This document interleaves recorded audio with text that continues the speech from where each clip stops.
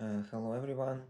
Today I will be watching a video titled My Critique of Libertarianism by a creator Jimmy Talk. I should say from the very beginning that I don't know anything about this creator and I haven't watched this video in advance. I'm just looking for new arguments and new ideas and see whether I can challenge them, on the fly, or whether I will agree with them. So this is the video, I guess. Let's start.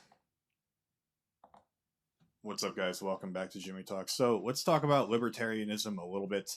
On the surface, it sounds appealing, everything that they say, because they're talking about freedom and the Constitution, and taxation is theft, and everybody hates the IRS. You know, every time taxes, that kind of time in the season comes around, I fucking hate it. And I think everybody can also agree that the federal government is very bloated and it's just strangling this country. But when you actually look at libertarianism, we don't find allies as right wingers. It's kind of just as destructive to the American nation and the Christian faith and our European heritage as anything coming out of the progressive left. In fact, in many ways, libertarians are just the useful idiots for the liberal regime. They are wolves in sheep's clothing who opened the gates for the very tyranny that they claim to oppose, and I will tell you why. And before I even start, there's like 10% of libertarians that I like. The other 90% are just libtards in disguise. Yeah, okay, so I don't know for sure, but I kind of seen this claim before, and it might be true to some degree that most of libertarians are what you call liberal in disguise. Uh, yeah, but how we should understand this claim? Because, well, the original American ideas were in fact liberal, and free market is indeed liberal. I feel like he's gonna criticize libertarianism from the point of view of Christian faith, which is indeed in many ways, as you can see in previous videos, illiberal. It involves arbitrary restrictions on people's actions. So I don't know whether his attack here is legitimate or not, because certainly even within libertarian movement, it's true that there are some what he would probably call moral relativists, and these positions are quite hard to make sense of because they're somewhat internally inconsistent. Well, how exactly, all moralities could be equal if, somebody could choose a morality where killing is normal, right? You can't really live in a society where somebody made this choice, because like being killed is not really freedom, right? Yeah, I guess we'll see how he's going to develop his arguments. But, anyways, the fundamental problem with libertarianism is that it treats human beings like interchangeable economic units rather than spiritual beings with a culture and a history and a nature that requires order. So I'm Well, yeah, I don't know what this claim means. Yeah, it's like a standard, I don't know, religious attack on capitalism, uh, which is kind of always vague, like the lack of spirit. Is it like, oh, is it all about consumption and money? Well, uh, you could pursue many different values, right? You could achieve happiness potentially without money. Technology is just a tool to reach your goals. Well, if some products bring you happiness, like what's bad about it? Mm, you could have way more complicated goals. You could certainly do science because you like it, or play musical instruments, create music or create art.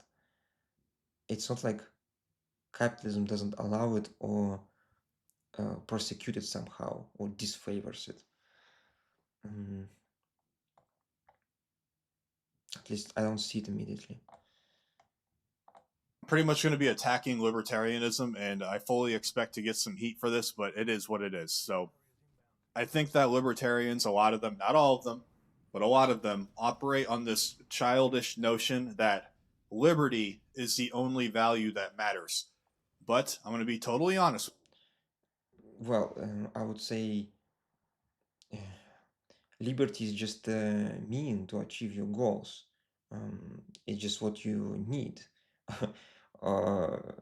Well, I think it's kind of obvious that the life is hard without liberty, right? It's kind of clear in the extreme cases when, well, you are some sort of slave, right? It's difficult to achieve your own goals like this. Pretty much impossible. But of course, like in modern societies, when you have all sorts of economic regulations, you're just partially slave. There are artificial obstacles for achieving your goals.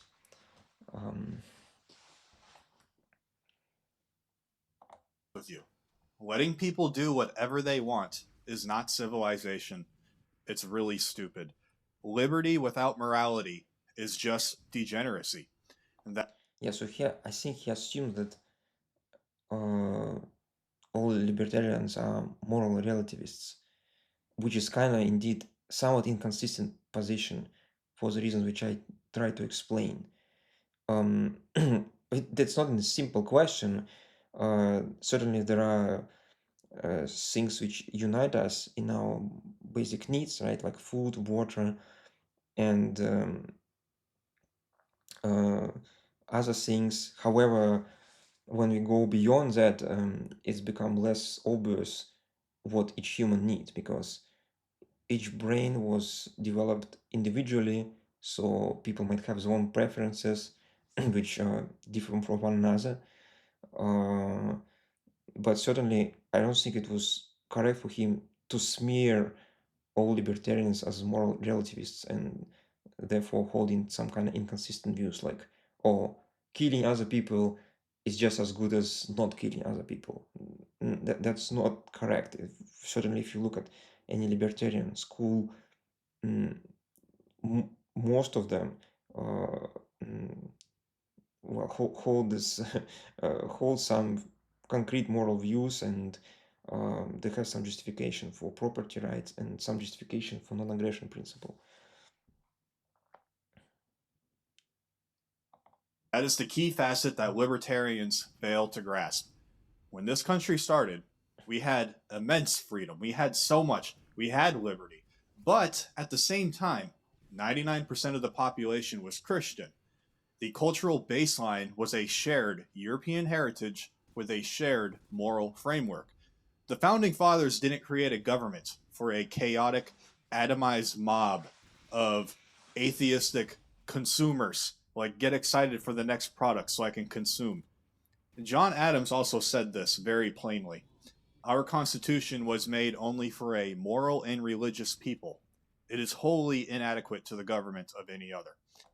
Yeah, actually, I know this quote, but what does it actually mean? Every time when I'm trying to address this kind of Christian morality arguments, I can encounter some form of hypocrisy because the term Christianity itself is somewhat ill-defined. It's like a thousand-year-long history of thought. Is that what it is? Because usually um, this term is used interchangeably with some sort of teaching of Jesus, and this is just a very different thing. If you look at the teaching of Jesus, it's some sort of explicit altruism. It's complete selflessness. It's some sort of promise of prosperity after your life. Just, it's an idea that you should give up on your mortal life and then justice will be served after it. And you'll get rich your happiness after it. right? It's infinite happiness after. So in total selflessness in this world. In that sense, it's not really that different from modern leftist egalitarianists. It's kind of the same and a different name. And it took 1,000 years of history for Christian to abandon these ideas.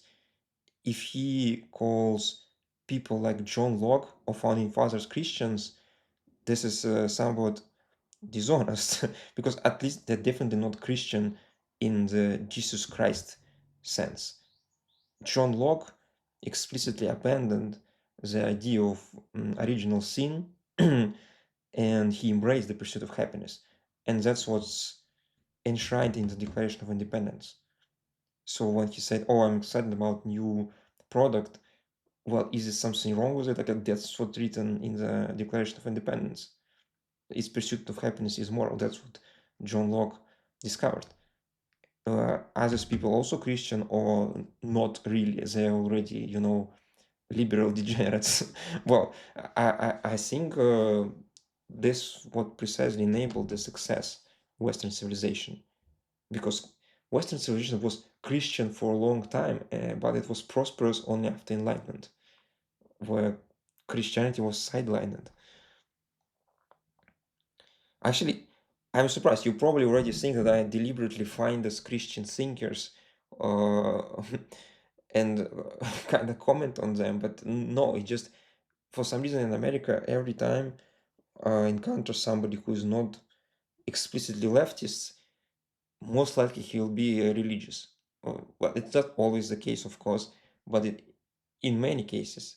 So whenever we're trying to review any video not coming from the left, it's something like this. I have to deal with all those Christian arguments. Hey, come on. He said it himself. But libertarians read the Constitution like it's a suicide pact. They ignore the moral and religious part and just focus on the freedom part. But you cannot have one without the other. If you give absolute freedom to a population that has no moral compass, you do not get a free society. You get an insane jungle. You get chaos, and eventually people will beg for a tyrant just to restore some semblance of order. You can disagree all you want, but that's just a fact. Well, I mean that's kind of questionable. Um, yeah, because he is trying to identify the root causes of modern problems probably and as many leftists he concludes that the problem was just too much freedom or too much liberty or people just were allowed to make their own choices and look what happened. Therefore, well, what we need to go back uh, to what situation where freedom was restricted by religious beliefs. um, I already kind of addressed that. It's true that there are um, optimal ways of survival in a society, um, and this optimal ways is what we call moral norms, uh, and it's just in your best interest to follow them to achieve your goals. And Christianity is just trying to kind of um, provide these moral norms without proper argumentation. And what happens in the situations that eventually, if you don't have good reasons for your beliefs or for your rules, people will question them. And again, if you're not able to defend them, they will abandon them in favor of something new. And that might lead to some problems. Um, but the answer is you have to reconsider your reasons, rethink what you've done, and do better, or find better arguments, and not trying to shut the arguments down by religious dogmas. Mm, I think that's the proper diagnosis of what happened. I think it's precisely the religious foundations of America which made it vulnerable. Okay, let's let's continue. He is a drain on the resources of the productive citizens. Now, I'm not calling for a return to the 1990s style war on drugs or what have you, but it is basic common sense. It's a lot. But he's only a problem in terms of spending some resources on him if you have a welfare state already. Logic 101, actually, that you keep drugs made in some guy's bathtub or a sketchy lab in China or Mexico illegal. You use the law as a deterrent.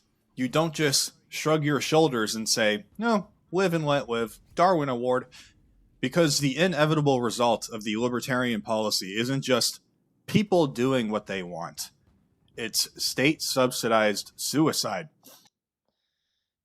Yeah, but the problem is, in my opinion, is a state subsidy with, um, and yeah, I mean, there's several. He's talking about the war on drugs. I guess that's a big issue right now, and especially for Christians maybe, but in general too. Yeah, there's several things to say here. First of all, yeah, other people's lives is their lives, it's their choices. Uh, so I don't see like why you have to force them uh, to not take drugs, because that's what these laws are kind of doing.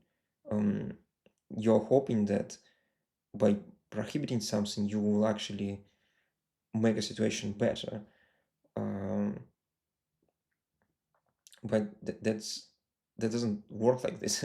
Or these people will try to get these drugs in any way they can, and we've seen like example with prohibition in America when they try to do the same with alcohol, and it just lead to proliferation of black markets.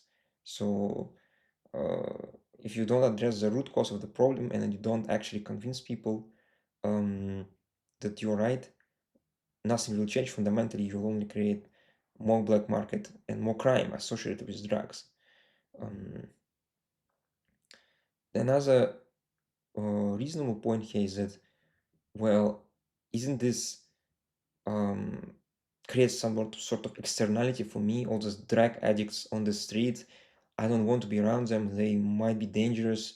They're just disgusting. They're smelly, and yeah, the externality question is valid. Is a valid question, and I think a libertarian society has some ways of addressing it too, like through private property, for example.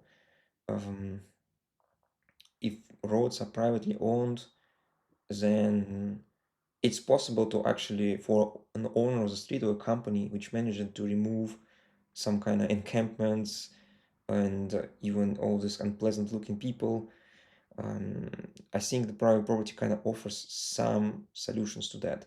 Of course, there's more to be said, and I could go deeper into it because, well, private property is owned by somebody, and what kind of idea this person has determines what he'll be doing, what will be allowed on his property. So the culture and ideas are still fundamental, but free market just allows the best culture to win over without violence, because the cleaner streets will outcompete the dirtier ones naturally. Okay. So look at what happens when these policies get enacted that they are so in supportive of. You don't get a free market of drugs if you were to just legalize everything. What they want is something called safe injection sites. I argued with this guy before. I think it was on Discord. This was years ago. I wasn't even doing YouTube. Yeah, I don't know. I would prefer for free market of drugs. I don't know what safe injection sites. This is some sort of leftist idea. I feel like because it's like doing their favorite thing of like caring for the loser. Let's see. I don't know what it is. I don't even really remember who he was or what it was. I just remember this conversation. But anyways, he said we need to have safe injection sites. He wanted everyone, like the taxpayer, to pay for basically overdose facilities. I've had libertarian Yeah, but that's explicitly non-libertarian if it's like taxpayers funded. It might be if it's some sort of charity, um, then yes. Um, but otherwise, yeah, this critique is valid. That this is just a waste of taxpayers' money, like which were collected through coercion, right? seriously argue that this is a good solution. It's places where junkies can go, shoot up safely, and if they overdose, a medical professional paid for by your tax dollars hits them with Narcan so they can wake up and do it again tomorrow.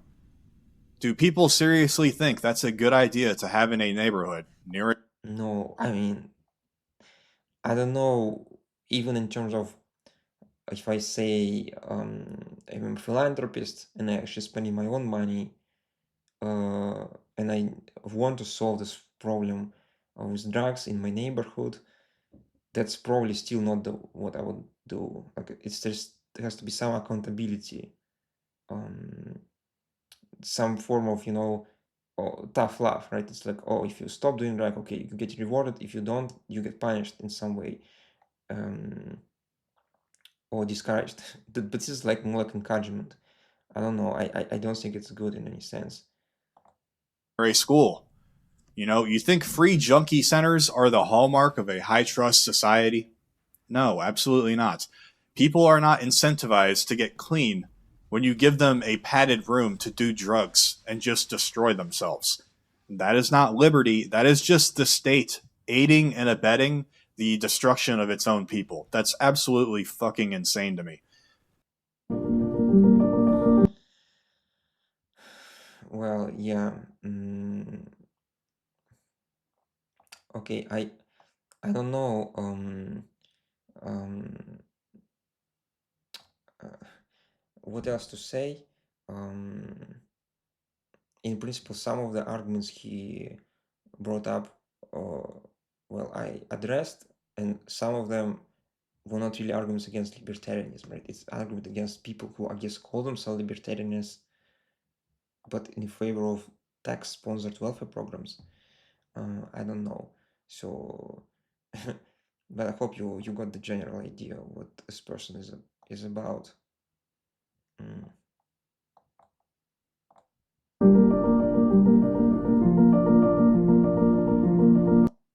Now, libertarian economics. Let's move on to that. Libertarians worship the free market like it's a god. In a vacuum, sure, I'll give them that. The idea sounds nice. In a small and demographically stable, high trust country, a free market is great, actually. But we don't live in that. We don't live in a perfect textbook. We live in modern America. A totally free market in a country like this never works out the way that they promise it would. Basically, it always ends in one of two ways. Either the government and the corporations collude together through backroom deals and lobbying to crush the little guy, like small family businesses in Main Street, and it ends up being all about Wall Street instead, or the market gets so insane that one massive monopoly ends up running the whole entire country, anyways. Well, yeah, actually, I heard these arguments a lot. And yeah, some of them are quite convincing, and it's not that easy to address. Um, because yeah, one of them is kind of historic, like in terms of, well, how exactly the liberty in America was destroyed. Well, it's true that the collusion, how you call it, I don't know, um, this backdoor deals between the government and the private sector start to occur, and this kind of cronyism emerged. But it's not really decided what caused what was the initial cause, because certainly during the progressive era, well, there was a ideological push towards the abandonment of the market. It was always, we need to help the needy, we need to help the poor, and this justifies intervention. And when you mm, start intervening to the market, you automatically create cronyism because, well, if you need to service some welfare state, some company will get a contract for that. And who it will be? The one who has the best connections. And how we could look how Federal Reserve emerged. Yeah, that's a great example because people emphasize this secret meeting on Jekyll Island as a perfect example of, look, this is just how real conspiracy works. Like, just literally the financial elites conspired together to mislead people into creating the Federal Reserve, right? Which is a disaster. Um, and it's true, but somehow people in Congress agreed to it, and people in Congress were elected by, how you say it, the Main Street. And why is it the Main Street let this happen? It's because they bought into this idea that, oh, yeah, we need to help the economy, or we need to help the market recover to not have high unemployment, otherwise it will hurt the poor. Let's just make the market better. Uh, Originally, it was some sort of, um, if we have liquidity crisis for everyone, then it seems like the lender of last resort could just flip lose-lose situation, which is what economic crisis is, into win-win situation. And why would we do it, right? But then it become into get into 2008, and Federal Reserve buying toxic assets. So gradually over 100 years. Mm, but I don't think um, it's only like the rich people to blame. There were rich people before, um, and there was some cronyism, but I think that there was a major ideological transition. Um, but I don't know how to address this argument completely. And neither I could say, well, could we build really a stable society where this will never happen? Uh, Again, well, it will never happen until people will still understand that free market is in everyone's best interest. Um, that's the way to maintain the society. Yeah, that there's no other way. There's no magic here. Mm, of course, like the form of government might be partially important, right? Like, is it should be achieved through constitutional republic, through some other means, which one are better? So yeah, that is also not trivial discussion. But I don't know. I don't know neither how relevant it is and neither what the right answer is for sure. And the second claim about monopolies. Um, well, that might sound convincing, yeah, but is it actually true? Um, because I originally also was somewhat convinced by it until I looked at the facts, and they just don't add up. It's not really what happens. Yeah, so it's true that there was some big companies forming, um, but it's not like it universally upset the consumer, and it's not like on the free market this big company could actually abuse um, the people or the consumers anyhow. If you look at, say, example of today, like Google Chrome, it's has had like almost perfect monopoly in terms of search engines, but not quite. So most people just kind of agree that Google Chrome is okay for them, it's just good enough. But those who don't could always find the small niche companies which serve their interests better. And there's nothing really Google can do about them. If you cannot initiate force, if you cannot push in some legislation which restrict the entrance barrier, interest threshold for the market. Um, People usually say that Google could just buy them, but they will not sell if they see that they could make more profit because Google start to abuse its users. Um, then there is an argument that, well, in some situations there is just some sort of physical impossibility to enter the market when it's kind of saturated by a big company, like some sort of water supply, uh, or maybe railroads. Like you already built the railroads, you already built pipelines. How it makes sense for build like a whole another pipeline? There is a natural barrier. And well, yeah, that's about a bit more difficult situation. And usually what happens is that if this abuse starts to occur, people switch to like completely new, different way of getting the service, like bottled water, for example, right? Or just instead of railroads, using cars or planes, right? If it's get that bad, if it gets unusable.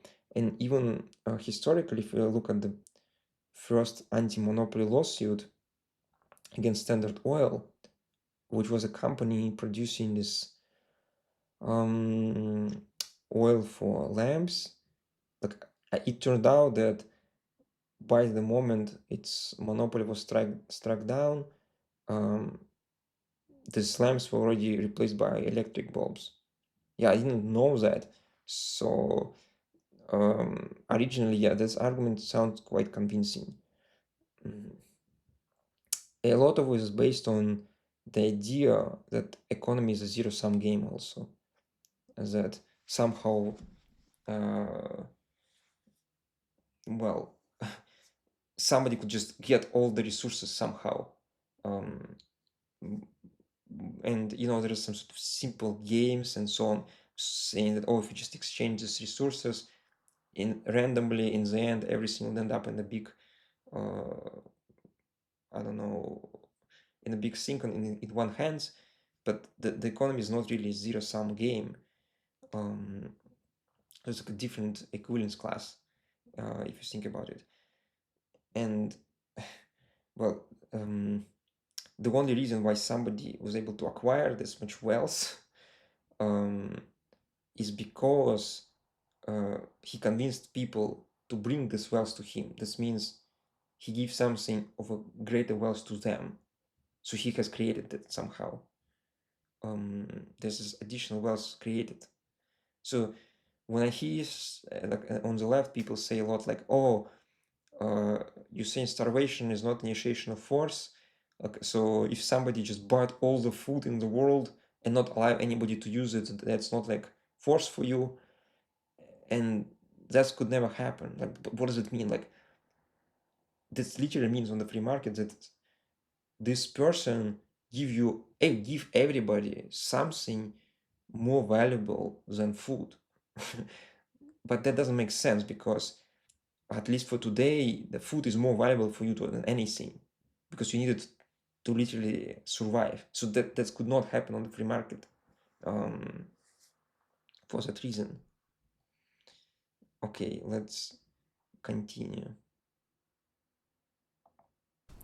So the fact of the matter is, we need regulations, not the shitty, excessive red tape that we have now. Of course, there's an argument to be made there. There's nuance to everything, right? But regulations to prevent slave labor factories from undercutting American workers and importing H-1Bs. Well, yeah, about the standards of labor, yeah, there's also like a historic perspective how it was improving on the free market. I think one of my friends told me the story that Ford, he increased, like, improved the working conditions in his factory because he saw that it's gonna sway more workers to his side, like that attract more workers to him. And I think it turned out to be correct. I don't know for sure about this story, I just remember it. But that's a general principle. If you have competition, if you actually have competition, then uh, each employer would like to attract better workers um, through better conditions. For example, Google, at least maybe until recently, even had like free cafeteria on the campus and sorts of games and like really or, luxurious things just in the main office in California to just literally create better environment. I don't know, maybe you could say, well, this is a leftist company, so they use something stupid. But I don't think it's, well, entirely leftist idea. Um, then even things which leftists care about, like a lot, like child labor, was at first kind of reduced by just improvement in our technological advancements, right? That um, if you are rich enough, you can afford a happy childhood for your kid. Your kid doesn't have to work, and that's what happened. And later it became prohibited. This awful, conditions became prohibited. Um, but in fact, even today, if look, somebody is poor, uh, it would better for him to take some job, even in bad conditions, than not having any job, right? So any such regulation will cut away uh, some people from the labor market. And his argument about H-1B recipients, um, well, somehow applies as something bad about immigration and foreign labor. Um, but in reality, there's no problem. It's some sort of economic ignorance, because um, new people coming in, they also create new jobs. Like this immigration happens even within US, uh, but nobody even cares about it, right? Because it's just so normal. People just go where they could create more wealth for themselves, and it also creates more wealth for others. It's just more optimal, mm, more optimal position of the economy. Um,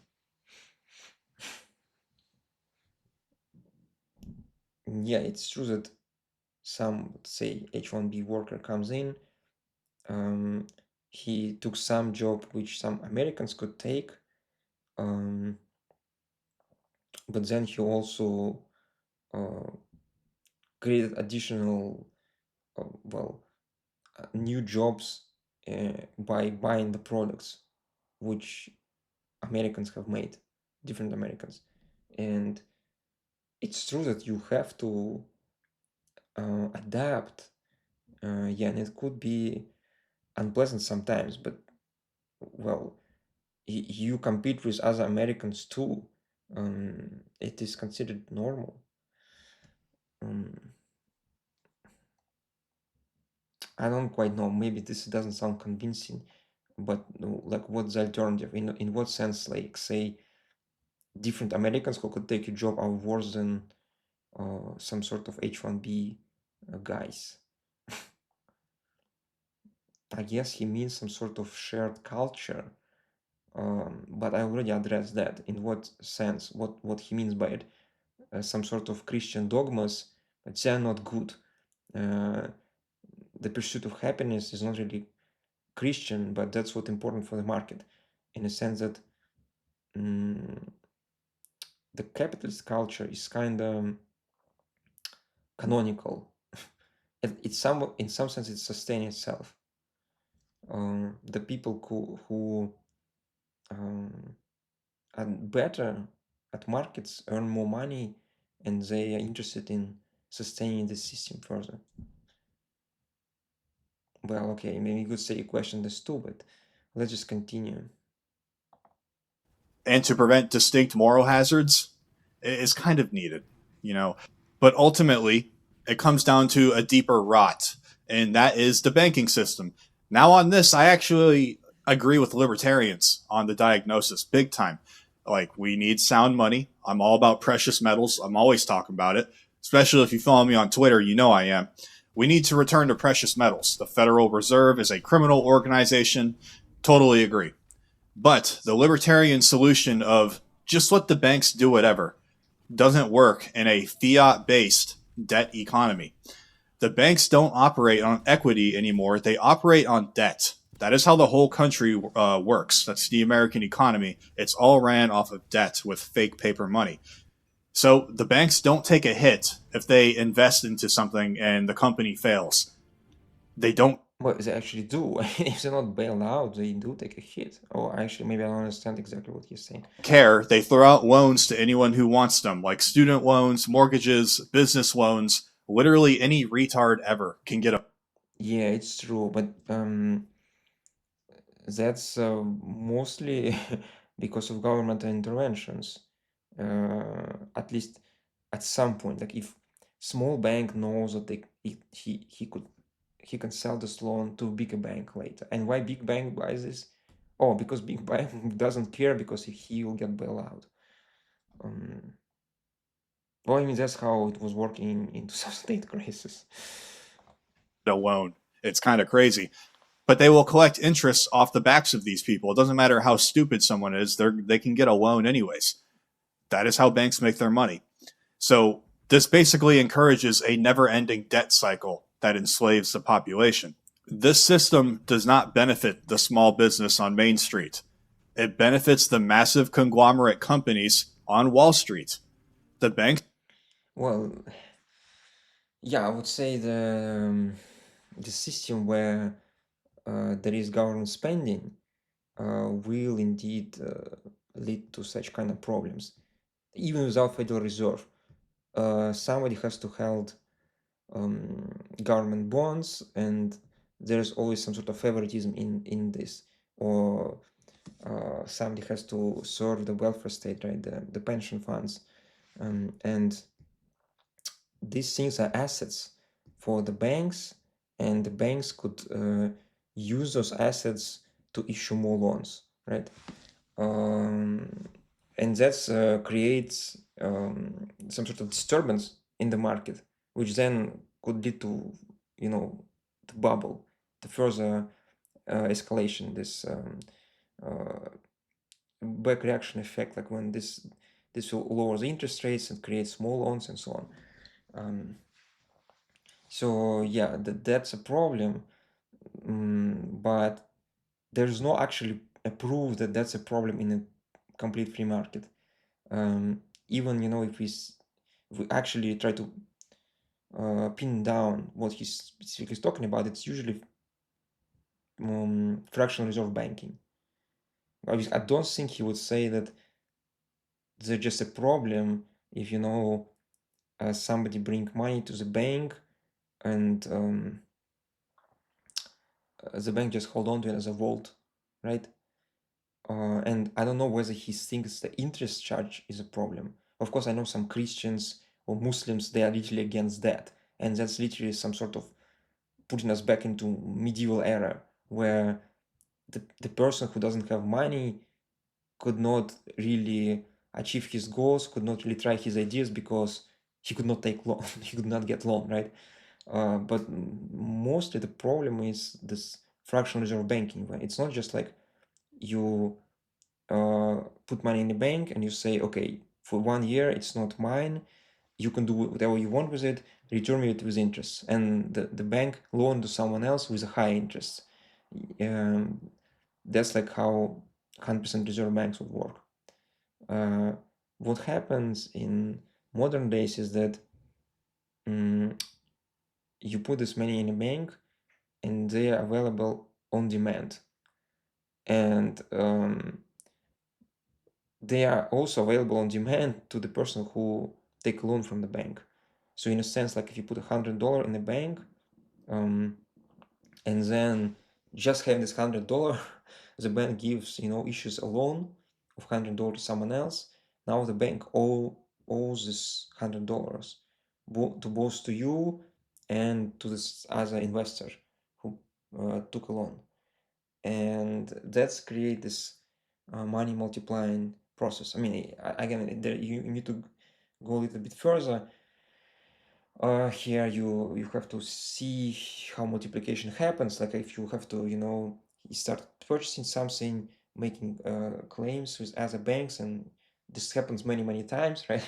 You see how it works, and that's changes the supply of money, um, leading to this period of inflation until there is some panic and the bust happens, and you and the investor both come to bank and ask, give me back my $100, and it turns out that there's no $100. You have contradictory claim on the money. Yeah, and actually there are different approaches to that in this libertarian thought. Somebody think that this is literally a fraudulent contract, that it could just not it cannot be legally enforceable. It's like, imagine you have a car, and your friend doesn't have a car, and you said, oh look, I don't need this car all the time, I use it sometimes, so how about you just can use it also, use it too, right? And just how you draft your contract, you just say it like verbally, that you could use it whenever, right? When I'm not using it, just use it. If you see it, I'm not using it, just use it. And then one day you come home and your car is not there, and next day it's also not there, and it turns out that your friend took a road trip to, I don't know, different state, and you're like, well, I need this car to go to work tomorrow or something. I need take my kids to this vacation, and you took it. And if you want the government to be involved and figure out who was wrong, what the government could say, I don't know, you had a poorly written contract. You couldn't clearly allocate um, those resources to anybody, to no, to somebody, right? Like you haven't specified um, who is actually in possession of this car for this moment of time. You couldn't say, oh, I use it on Tuesday, use it on Wednesday. Uh, that's what's happening. So fractional reserve banking is the same with money.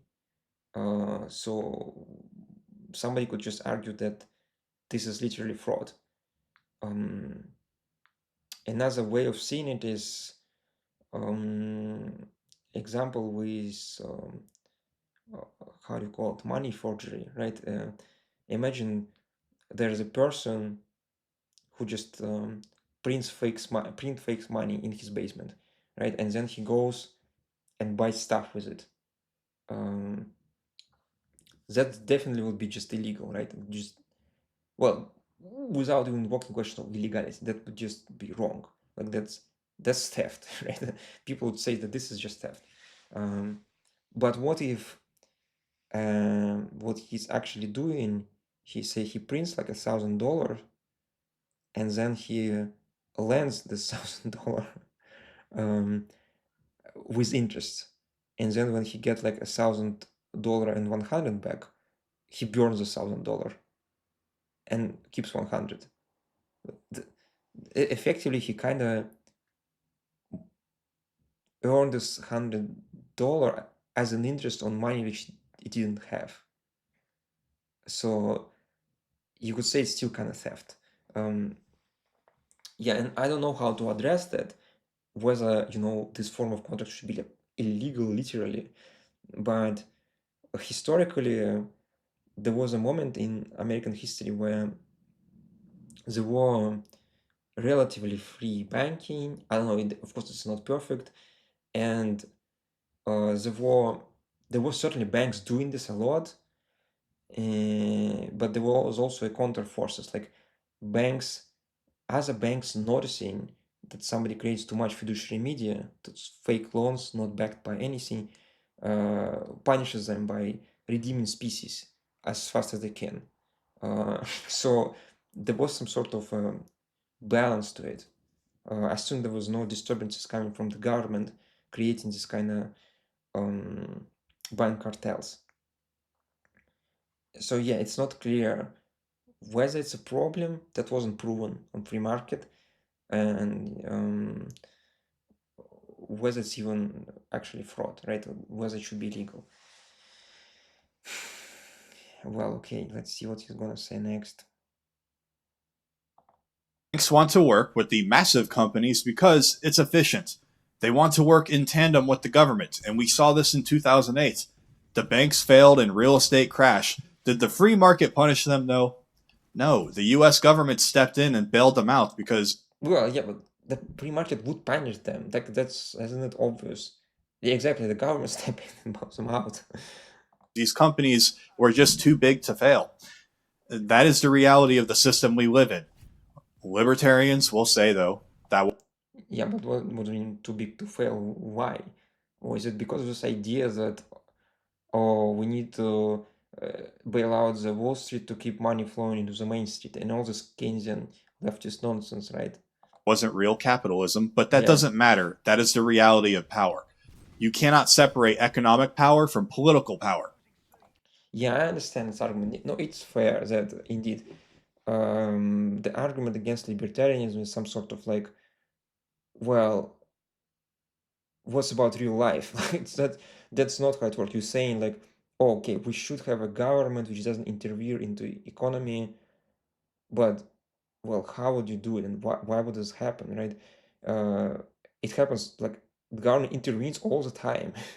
So yeah, it's true. Like my answer would be okay, sorry, and what's the alternative? What's your answer to that? Like, it's true that everything rests on people understanding that doing something like that is wrong, that it's not in your best interest. If you're not able to convince them, no matter what you replace, constitutional republic with, will work either. What do you mean? Like, okay, we've had some sort of what dictator, it's gonna be better or what? Like, that's all boils down to people's understanding um, in their heads, right? And it's wrong to say that, oh, then it's hopeless, or we can't do it. That's a dead end, because we already seen how it changes over time. Like, thousands of years ago, people couldn't figure out that's wrong to initiate force like in everyday life. Somebody said something bad, I'm gonna stab him. Like, it the violence was everywhere and ubiquitous, and it was normalized. And we gradually learned that it's wrong to do it. Um, that it's not in our best interest. We now see, okay, it's beneficial to live in a society where people don't initiate force just randomly, arbitrarily. We still live in a society where most people think it's normal to initiate force under certain condition. And that's what the social democrat government is, right? It's tax people, it has some regulations, but they're like agreed upon by voting, in their opinion, right? Uh, this could change as well. We could envision moving into a society where people realize, okay, it's as bad to initiate force um, through laws as it is without laws, or at least maybe not as bad, but also bad in a sense. So that's how I address this argument. Like he will not be able to offer an alternative. Like what Christianity somehow offers an alternative, but then you need to convince people in Christianity. It's still the same, right? Like, but the Christian idea is like a not better, right? Either. Okay. we need an economic system that favors the small family business and the farmer and just the local guy. And we need to crush That's not even clear. Or we need an economic system which favors somebody. Like, why do we need this? Uh, like, what? Like, is it like what I need for my prosperity? Um, like, it's not clear. And even actually, yeah, when we thought about free market, um, it's not clear that as soon as this cronyism is gone, there'll be no big corporations. That the competition will be so fierce that they could not be like big companies anymore because they become unstable and fall apart immediately. No, I think there are companies which can emerge in the free market and are still big. Like, well, we don't really have pure free market, but we could try to isolate those effects and say something like this was a relatively unregulated sectors like tech, and Microsoft, Google, they can emerge naturally, become big in this environment. And yeah, the standard situation here is like there is some sort of quasi-monopoly which controls like 95% of the market, but not 100%. And there is small niche companies serving those people who not quite satisfied by Google Chrome. It's something like this, and uh, I don't see problem with that. Like, yeah, just the fact that Google is big by itself is not really a problem. The big banking cartel, not give them more freedom to give predatory loans to the American middle class to destroy it into oblivion. Well, okay, and the term cartel might be used illegitimately because usually the Federal Reserve is a cartel created by the government. Yeah, in on the free market, again, I'll just address that. That's not clear what cartel can do, because it could not really undercut competition effectively. Um, in terms of exploitative loans, well, those people are responsible for taking this loans themselves. Like it's their fault. I don't know why. On the free market, everybody gets what he deserves, right? It could be a poor person who took a really unaffordable loan and then he got punished for that. It could be a big bank which started giving all those loans to insolvable customers, and then it failed and it got punished for that. Um, Now, this leads us to the issue of borders and the nation itself. yeah, okay. This is the biggest rift between myself and libertarians.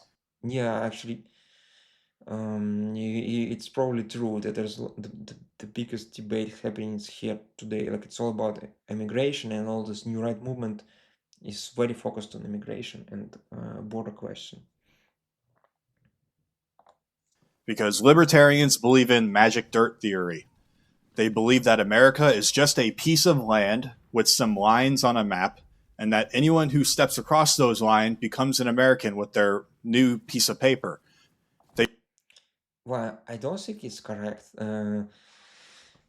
In what sense? Like, yeah, here we get into this like definition of American. Yeah, and I see well a lot of debates about it right now, and I see even like people from Mises Institute, for example, bringing up this idea of heritage.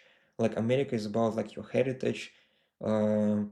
It's been born here and what lived here for several generations, and this all sorts of attack on Vivek Ramaswamy. I know whether you know him when he said something like America is about ideas. That's kind of what he said. That yes, that some person living even outside of America could be more American than some people born here. And overall, I agree with Vivek that if the person just support the ideas of individual freedom in the proper way, not like some sort of leftist way, he could be more American than some people living here, including all these leftist, blue-haired Marxists, right? What is this Marxist who born here in America, who is like a wasp in several generations. He is American, and the person who escaped communism and was struggling to get into America for his whole life because he truly shares those ideas is what less American. Because it seems like what I heard this idea was Heritage is trying to propose. Uh, I think it's just really bad. Um, it's like I heard that people say something like, "Oh, is it so hard to understand that America is just another country? It's just like any other countries. It should have national identity and borders, right?" And well, what do you mean by national identity? Uh, I think national identity, properly it should be some ideas, right? Some collection of ideas. It's not really like what it could be, like ethnicity, heritage. Is that what you're saying? Like that's kind of, I don't know, primitive, and it will lead to suboptimal situation and sometimes clear injustices like some sort of racial discriminations and things like this. Um, and it seems like a lot of those people don't really take this that seriously. Like, or like whoever, like what anyone just try to can just declare himself to be in favor of liberties, but then he's gonna push anything, all his own nonsense, right? Here it just kind of connects to the question of voting, right? Um, what form of voting we should have, and I already addressed it once.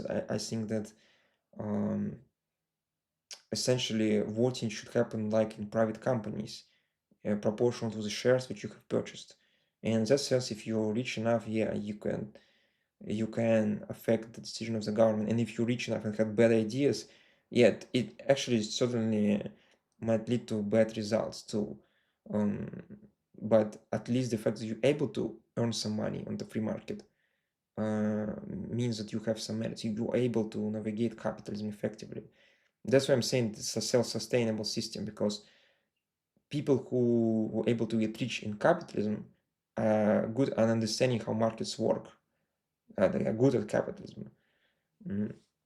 Whereas today, some billionaires could get rich from abusing governmental contracts. So yeah, it won't be sustainable today, I guess. They believe in the idea of a propositional nation, like Yes. Vivek Ramaswamy. Yeah, exactly. Actually, see, I even anticipated this Vivek Ramaswamy debacle because yeah, that's exactly where this is going. Would tell you that as long as you sign a piece of paper and you pay your taxes, you're just as American as a descendant of the Mayflower. Well, that's not correct. That's not really signing the paper. And also, I don't know why this right-wing people, it's almost like they glorify uh, the the payment of taxation as it's some sort of sacred duty. We had this weird encounter once. Uh, it was like we were having some sort of like a party on my friend's house, but it was like, I don't know, it could hardly be called a party, because you could imagine we're all nerds, and it's like everybody just 30 something, and like the only noises we were making is some sort of, someone's kids, basically. Okay, so anyway, but the neighbor still complained. And his argument was based on, hey, I'm here paying taxes. And like, I don't know why it was all about that. It's almost like, yeah, this is like the whole point. Like, you see, I'm here paying taxes, and that's why I should have, this kind of peace and rest here. And it's even more funny that one of our like postdocs, or I don't remember, maybe he was already working in the industry, that's what he said, wasn't able to come up with any smarter answer that, actually, we're also paying taxes, and even more than you. So it was like a competition, who has like the bigger tax to pay. I don't know. That was really funny. It's kind of strange. It's the libertarians, they are like opposed to it, but right wing people, like, they're proud of it. It's like, I'm proud to pay my tax, and not like I'm some sort of illegal. Uh, yeah, and then vanish whenever somebody says social security. Yeah, okay, but anyway, the more important point that, yeah, it's not just like signing a piece of paper.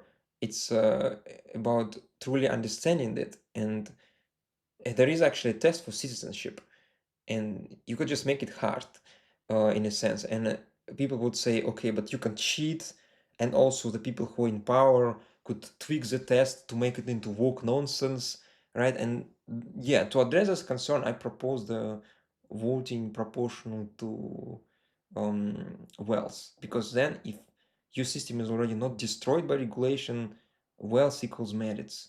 Uh, yeah, but it could be, we could object to that. Yeah, maybe the test could be made better. There is a way to make it more non-trivial. Mm. Or in general, when the government is limited, voting doesn't play that big of a role. Of course, if he's talking about voting, because maybe he means something else. Maybe he means like, or you're going around doing your Indian stuff, like you're celebrating your Hare Krishna nonsense, and you're just kind of unpleasant for my Christian eyes. But then, yeah, I couldn't say anything here. It's like if he's not violating um, your rights, if he's not initiating force against you, like what's the problem? What you can say against it? Of course, it's like too noisy. Okay, it's externality. It's too much noise. We could objectively prove that it was bad for your health. You can't sleep. But if it just hurts your feeling, well, how are you better than leftist? Well, I mean, when everything hurts their feeling.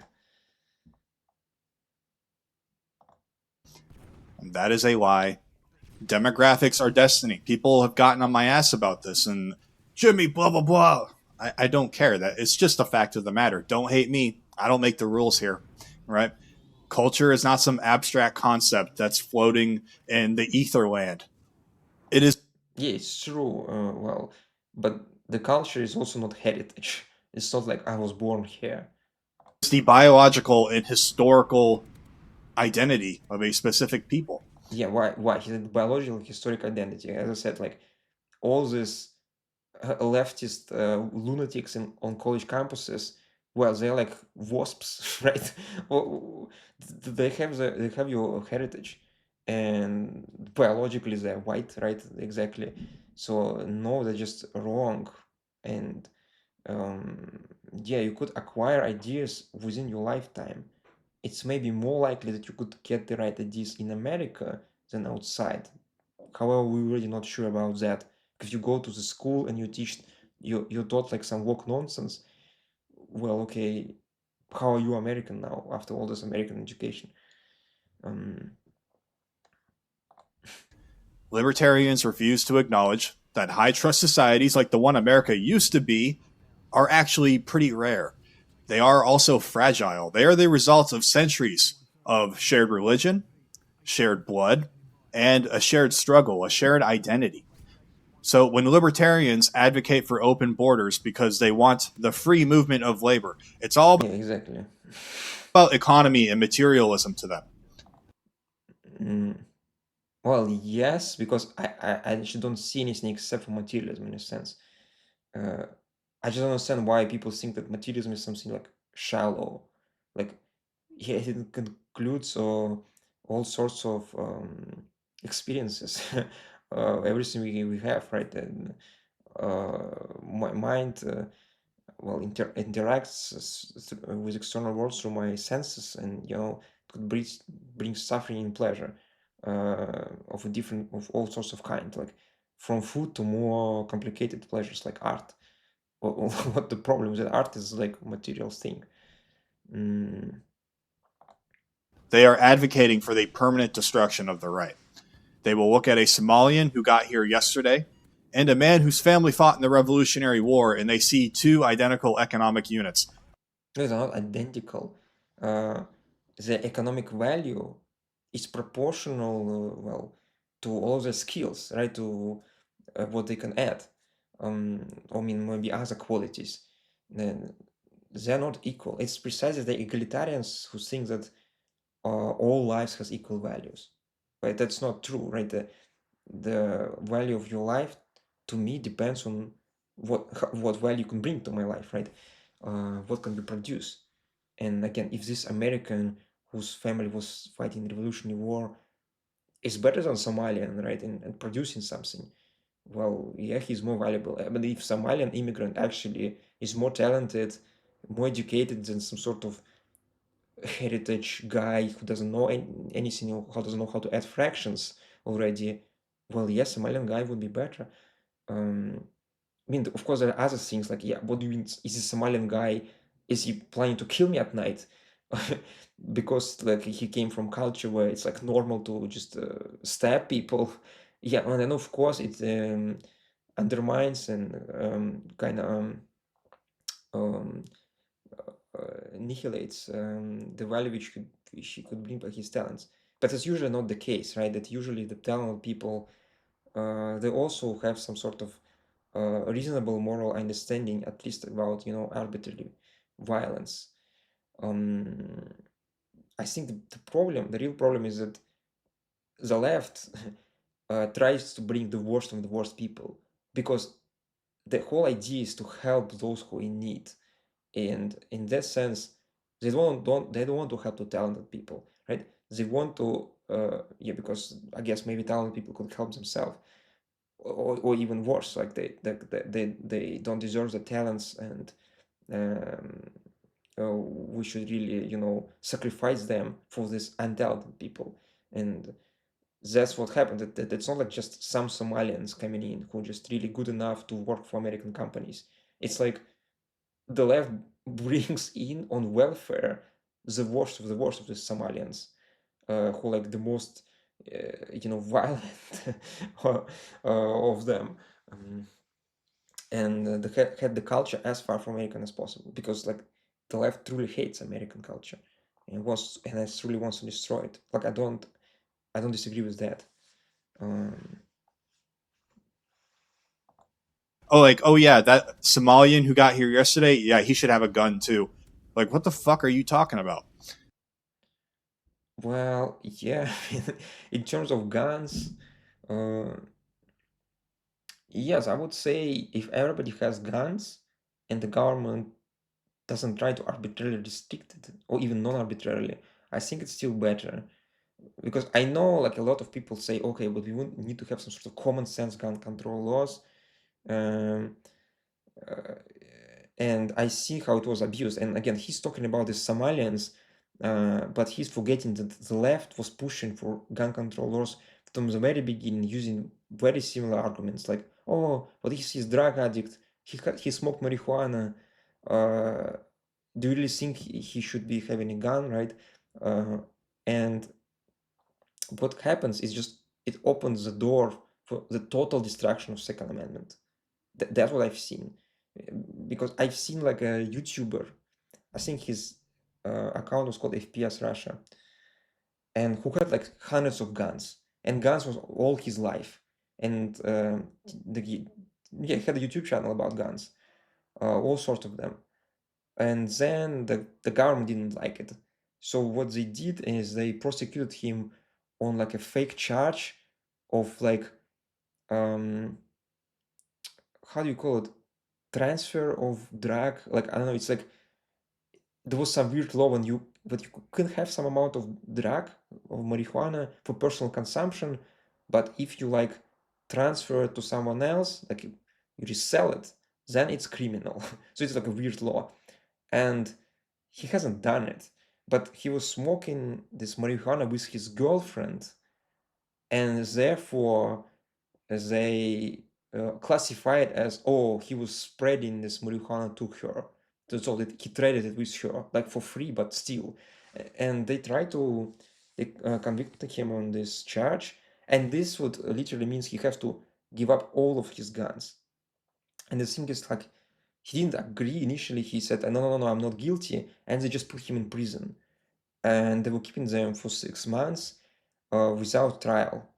And it was not clear for him what to do because, well, he's innocent, he can defend himself, but they're just keeping him in prison.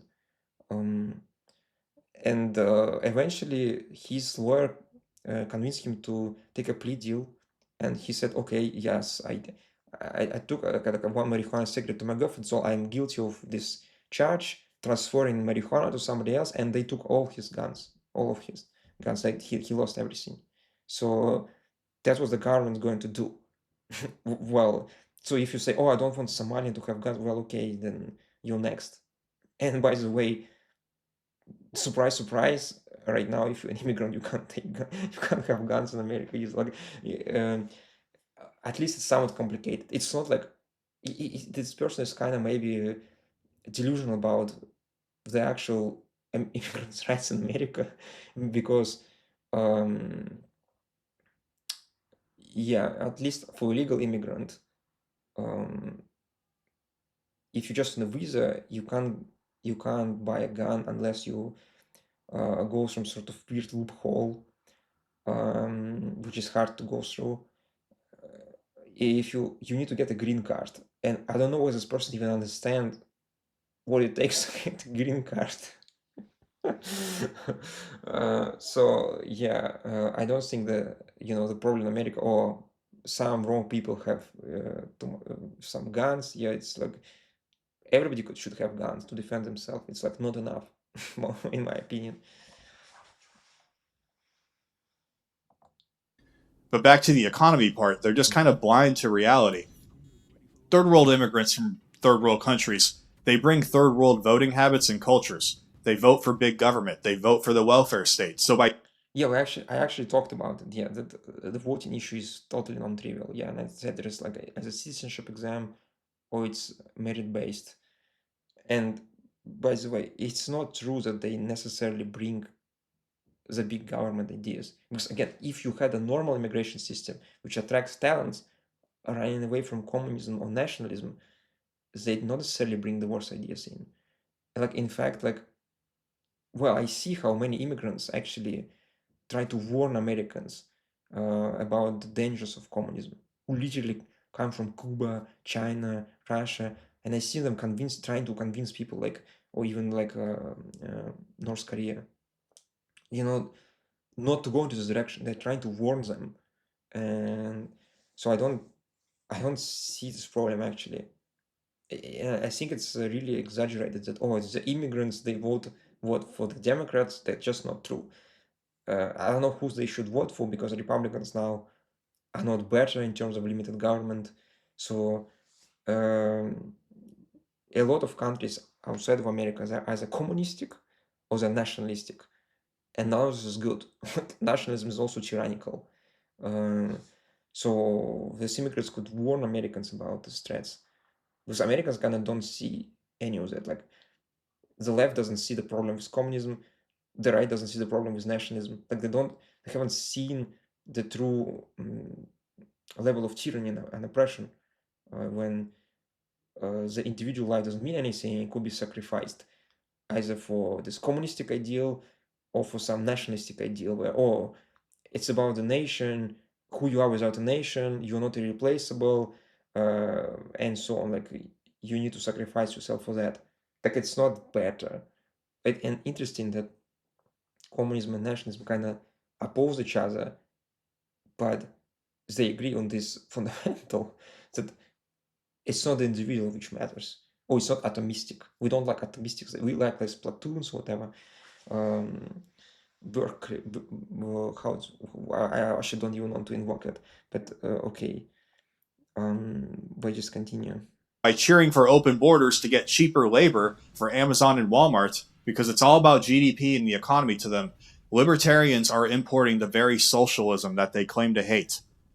They are selling out their grandchildren's future so that the GDP can go up by half a percentage point. Yeah, I already addressed that. I mean, it's not true if you had a free market immigration system and not the welfare state immigration system. They prioritize the economy over the nation. But the economy is supposed to serve the family. The Well, exactly. And that's actually, I notice a lot of people maybe don't understand, like, um, because they have like wrong values, like the wrong understanding of value. I remember Nick Fuentes, for example, he said something along the following lines um, that oh, Stalin, oh, he was bad because he killed so many people, but look, he actually did something good for economy. He industrialized the nation, and that's kind of shows that Nick Fuentes' value of human life is kind of detached from reality. So he just kind of heard somewhere that oh, GDP is good for something, uh, and just in like separately in an abstraction, and also well, human life, it has this infinite sacred value in Christianity, and and this is kind of not related.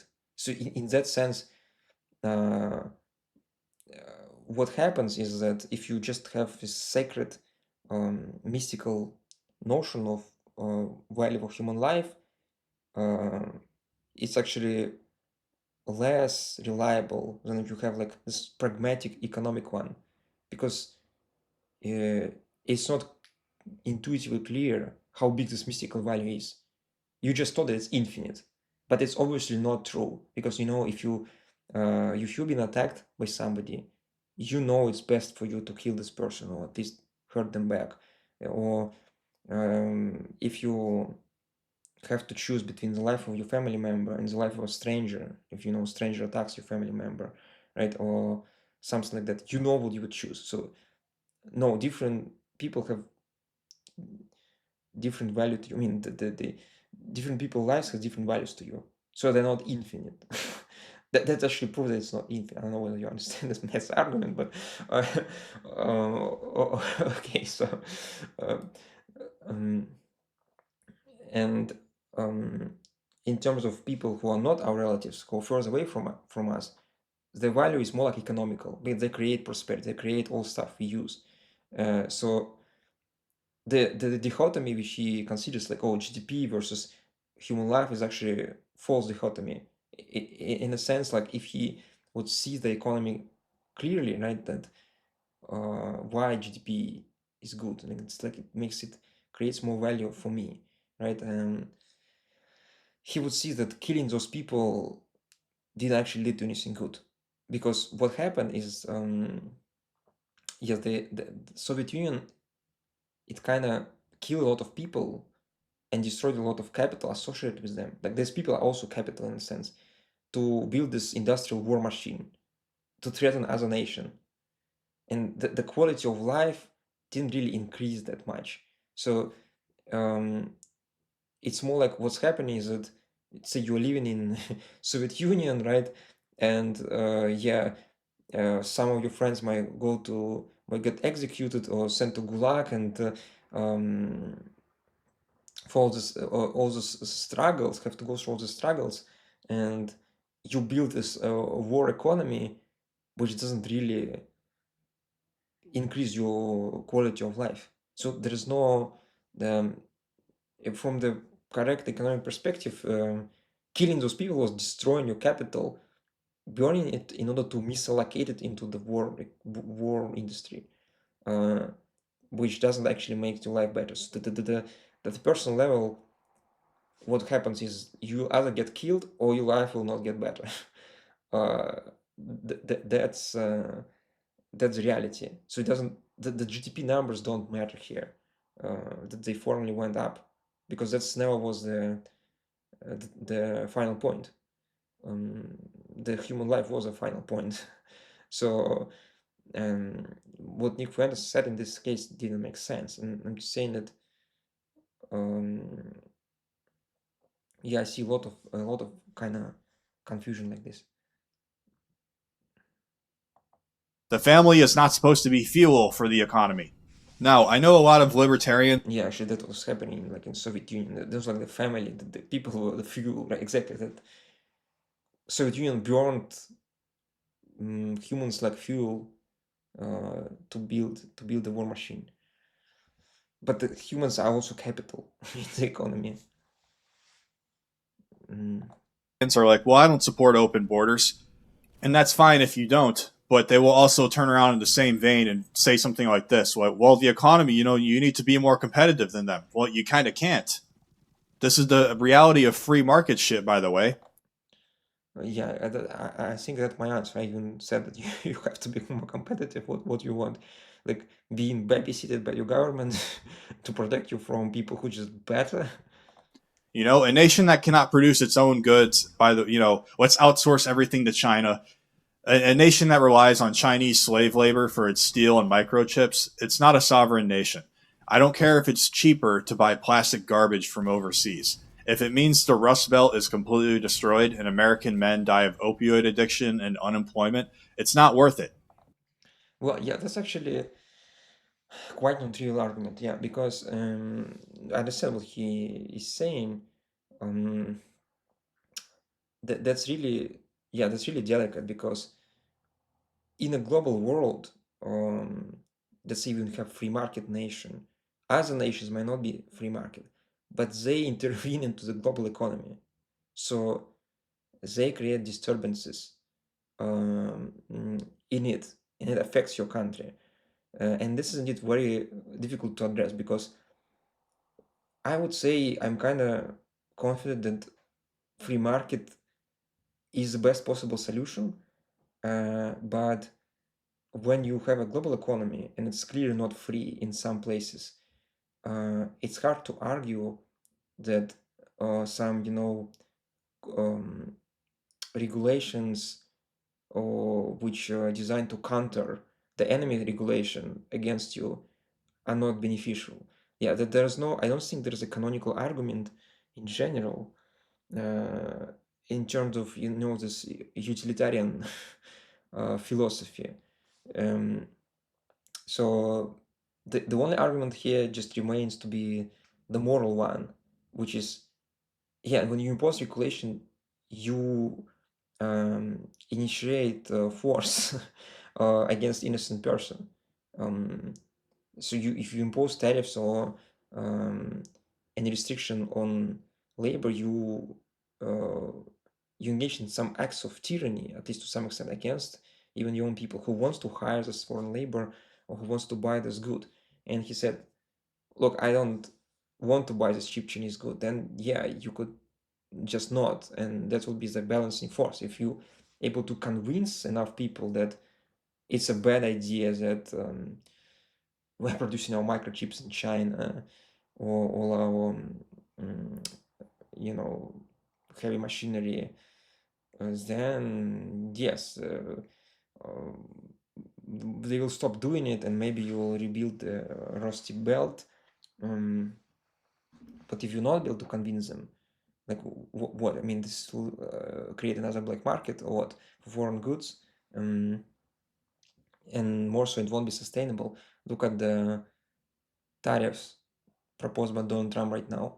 They were struck down even like immediately, but even they will not. Like in 4 years, the president will change, and if not most of the people are convinced that this is the right idea, he could totally flip the policy. And this means even right now, the company could not make even a 4-year plan on what's beneficial to produce here.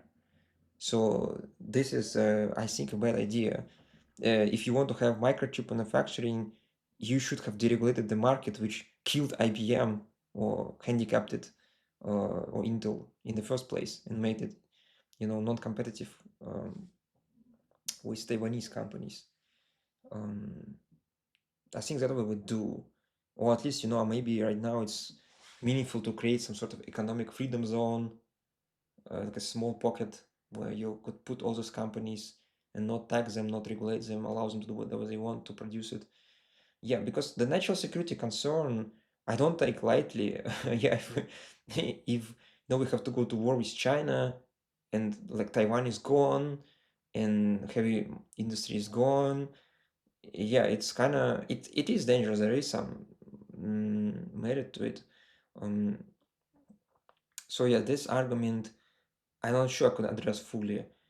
My main point is that, well, if you want real change, you need to convince people, uh, not to force them. And this kind of tariff policy will not actually rebuild the American industrial might either. It actually might hurt it more, similar to restriction on immigration.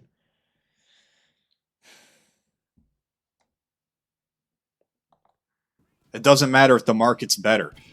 I am an economic nationalist because I care about the well-being of the American people, not the stock portfolio. Yeah, what does it mean? Is it like explicitly collectivistic argument? I care about my own well-being. Um, is he trying to say that his well-being is kind of affected by the well-being of the American people, or like in what sense it's more important for him that what the stock market or the fact that the thing which he owns himself? Because for me, nation is more like the mean to achieve my goal, right? Like as anything else. Um, yeah, it's good to live in a nice nation with good culture. But yeah, it's true. Good for me. It's not like the nation is the end of itself. Mm, Of whatever, right? So this blindness extends to the Second Amendment as well. I am a Second Amendment absolutist, but within the context of the Constitution. That's the difference. We have to be honest about who the Constitution was written for. It says it is for ourselves and our posterity. It was written for European men and women of that time period who were Christians and of high moral character. Libertarians will advocate for gun rights for anyone. It's absolutely insane. They'll fight for the right of a communist to own a rifle. Well, yeah, that's true. I mean, but already kind of addressed that. Like, what is the alternative? The arbitrary restrictions on gun rights by the government, or like supposedly not arbitrary. Yeah, I already explained how it's gets terribly abused, and I brought one example, but there is more. Like what he's saying is even worse. Like it's restriction of gun rights based on their what ideology, which is kind of even more dangerous. Okay, you don't have gun rights at all. And in terms of heritage, yeah, it's not clear. Like people who coming into US like during all this period, right? So who exactly considered American now? Uh, They'll fight for the right of a violent revolutionary to arm himself. Dude, that's suicidal. It is too lawless. And then they'll be like, "Oh, you're a redcoat. You're a bootlicker." Like, no, I don't know. The thing is, you still have police, right? And you still have measures to even prevent violence. But it's not like the optimal way to do is just an umbrella restriction on gun rights of people who just express political views. I don't know. It isn't the standard that natural people to think that well, this could be totally turned around, targeted at you. I don't know. Maybe this is not good enough, um, because this seems like the restriction on gun ownership might only come from some sort of court decision based on people actually, initiating force against somebody already. Mm. if a group of people like communists or Islamists or leftist Antifa fucking dirtbags openly state that they want to destroy the Constitution and overthrow the nation, extending the constitutional protections to these insane people is a death wish. Like, get fucking real. They would rather the country burn down than be told, well, you're a hypocrite. Get real. The Constitution is not a magic spell, it is not a suicide pact. George Washington would look at a communist Muslim running amok in America in 2026 and he'd be like, what the fuck is that? He wouldn't say, well, he has a natural right to bear arms just like me. He would see an enemy combatant, actually. But Yeah, that's actually very interesting. Yeah,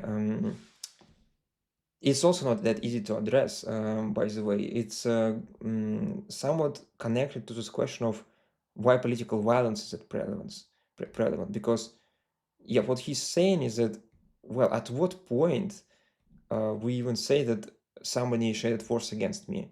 Yeah, this Mamdani, by the way, he's a citizen, right? And he came to US when he was a child. So, and that he said, oh, he's an enemy soldier. So because he's literally saying he's trying to destroy America as we know it, and he openly supports communistic ideas, which means like he advocates for violence. And the only thing we assume if he takes them seriously, the only thing stopping him from violence is just physical inability to achieve his goals right now. It's like he thinks that he doesn't have enough firepower, right, to take over the government and institute a communistic regime, right? That's maybe what communists think. Like, of course, there are communists who also think like, no, no, no, no, we could only move into communist utopia if we convince people and so on. That's true. There are communists like that. I don't know for sure which one of this type he is, but this creates this additional problem, yeah, because let's just look at the simplified situation with communism. It's kind of a caricature which is frequently used. Imagine there's a village of 10 people and one of them is kind of rich. So like you have like a bigger house and everybody in like a field, and then one of other villagers proposed on a meeting like a new system of governance. Let's just all of us we dump our property into one bag, like virtual bag, and then share it. Everybody can use it whenever he wants, or everybody will take equal share, or something like this. Any of that. Just use it together. So it's basically communism. And then they be like, let's vote on it. And one guy who had the big house, he said like, what? No, that's ridiculous. Like, are you gonna just steal my house like this? He said, I don't want to do this. And then, well, if everybody votes, everybody else votes yes, and they take gun and steal this guy's house. Uh, well, that's obviously a crime, right? They just committed armed robbery. So yeah, communism is kind of armed robbery, right? So that's the easy part. It's just a way to illustrate how communism works, right? That's clear.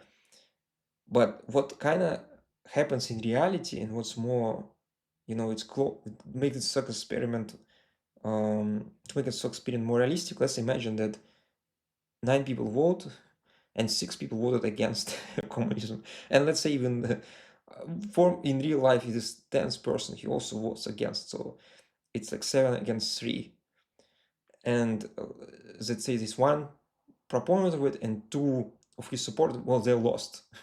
And the question is like, now what? Is this just literally a thwarted armed robbery attempt? So these people are literally just criminals. They're just robbers. They just, it's like they attempted to rob this guy, but they were not able to sway enough um,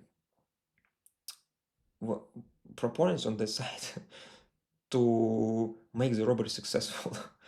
And that's not clear. So that you see it like have they initiated force already? This is a bit ambiguous. And in this case, people could say, oh, when they lost, what was they going to say? It's not like they're going to say, oh, sorry, this was actually a joke. We wouldn't take your house if we win, right? No, they would say like, explicitly say, no, next time when we win, like we definitely will take your house, and you are bloodsucker will pay for everything, and we will take everything from you. And he's like, what have I done? I was just hiring some workers and doing some trade, right? And but they are like serious about it. Like it's clear that just the fact that they lost stopping them from uh, committing this crime.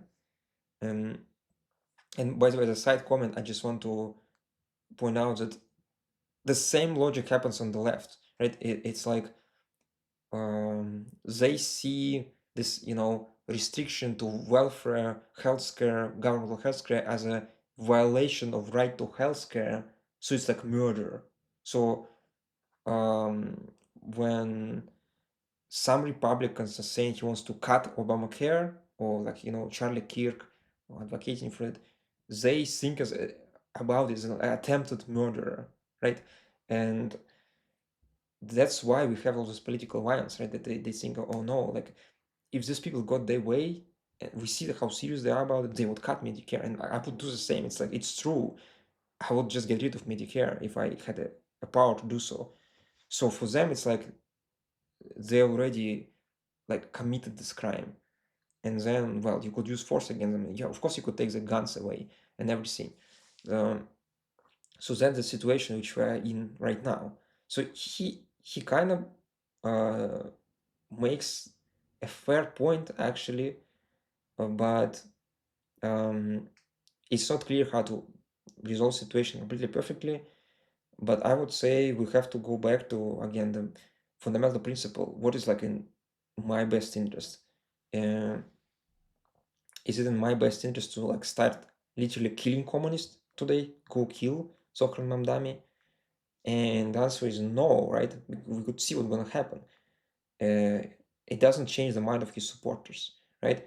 It makes the civil discussion more difficult. It means it undermines my ability to change someone's opinion in the future, which is the only stable solution.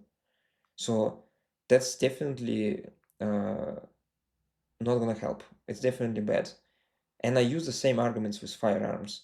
Oh, you want the discussion to get worse in the sense that everybody will be prohibited from owning firearms because everybody just thinks that other side is violent. that, oh, you want to restrict healthcare, oh, you're violent, that's violence, oh, you hate speech is violence, right? On the left, that's what they think.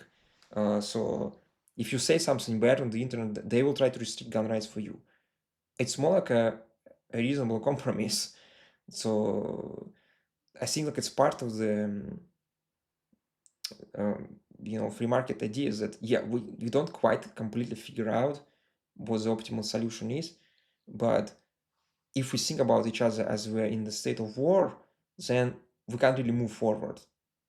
And if we really kind of think about each other not as criminals yet, then there's no reason to restrict gun rights yet. So that's my answer.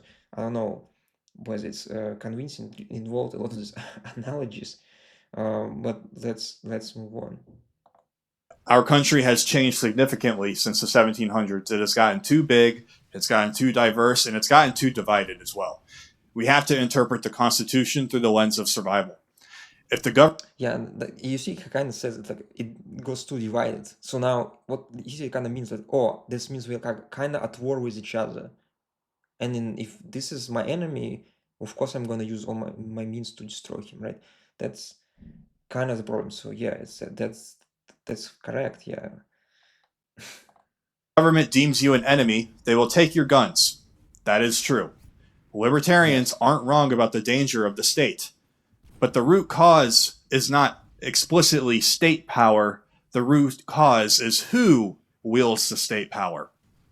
We need to stop pretending that a 2026 communist is a fellow citizen like the Constitution from the 1700s said. They are subversive.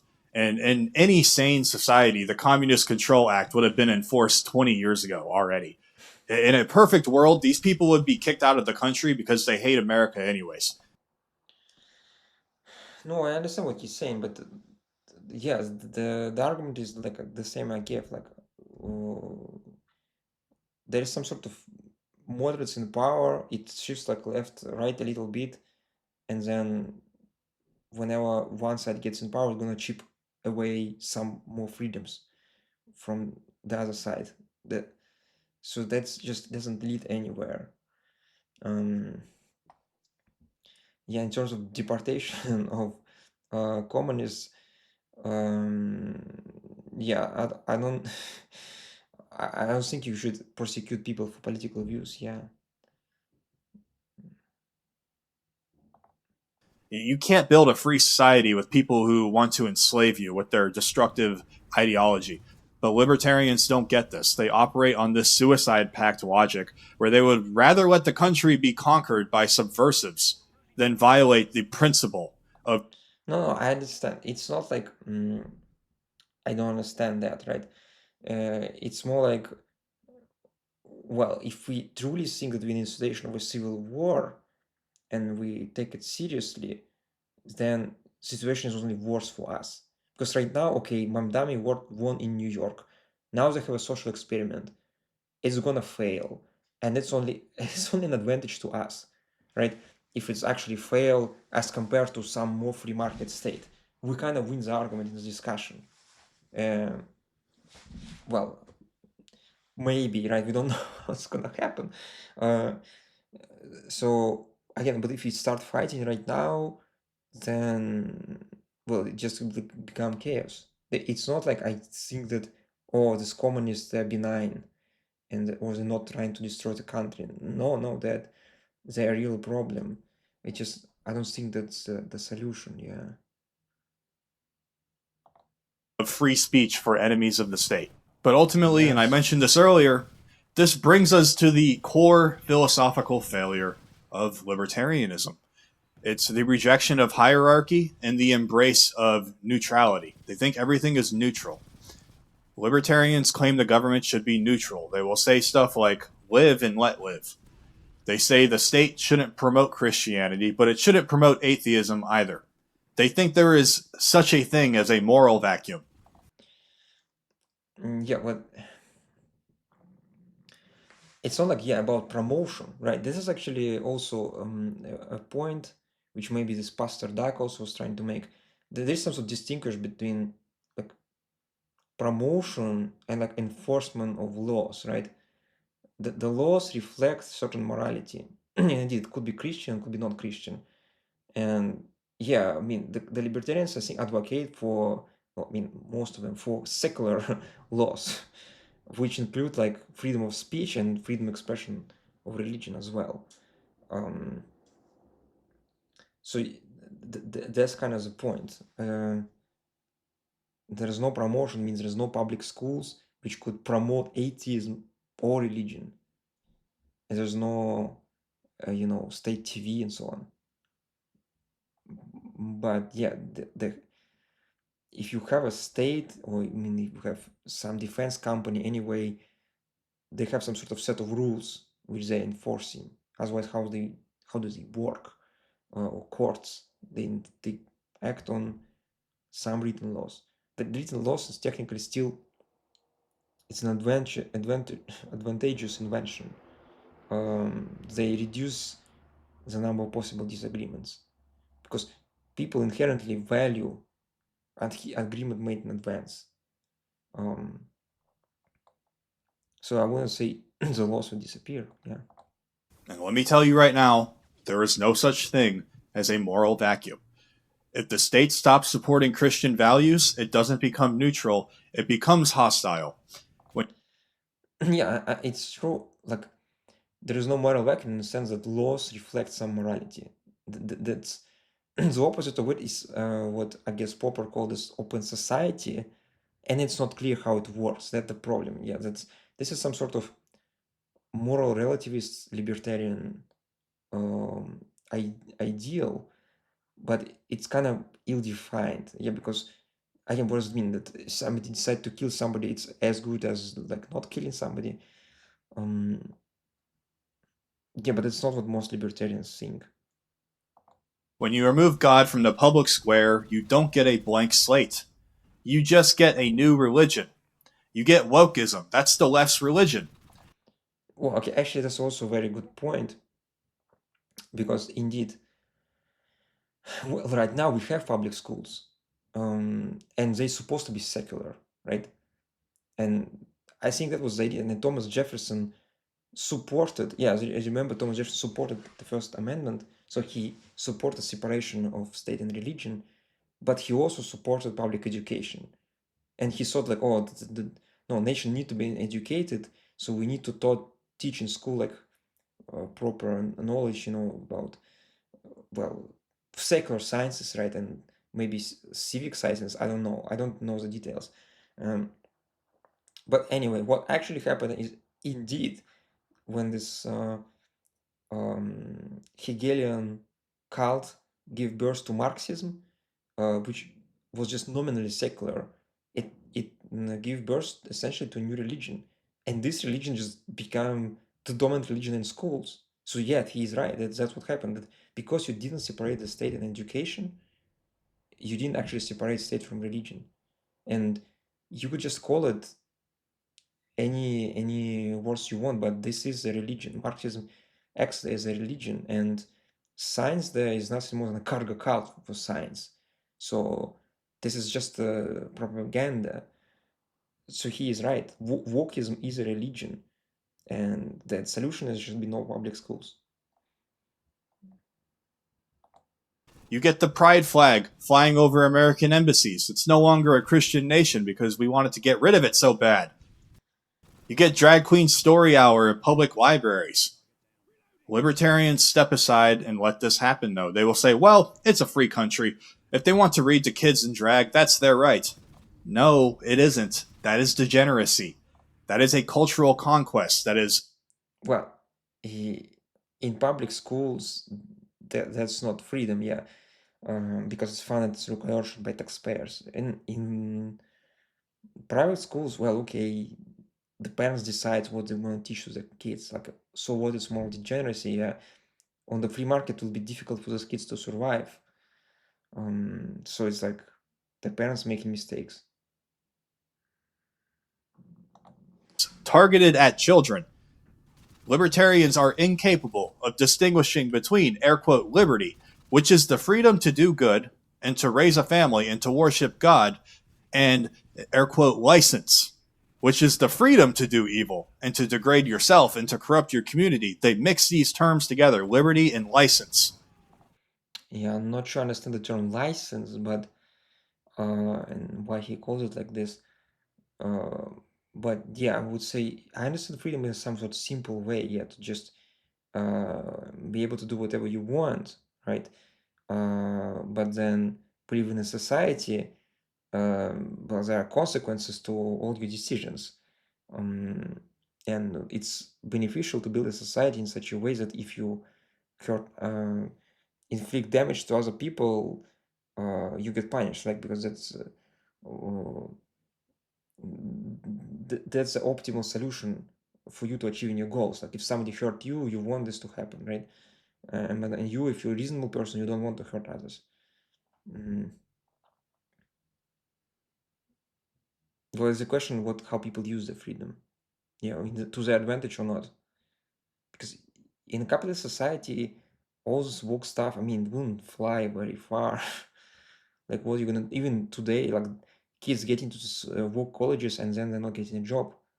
And even right now, I am surprised there's so much make work for all this woke nonsense, all the HR departments, all sorts of committees, like all sorts of NGOs, like a recommendation to how you do everything renewable, and they still can't get a job. So yeah, and in the free market, it could be way worse for them. Society needs direction, it needs hierarchy, it needs order.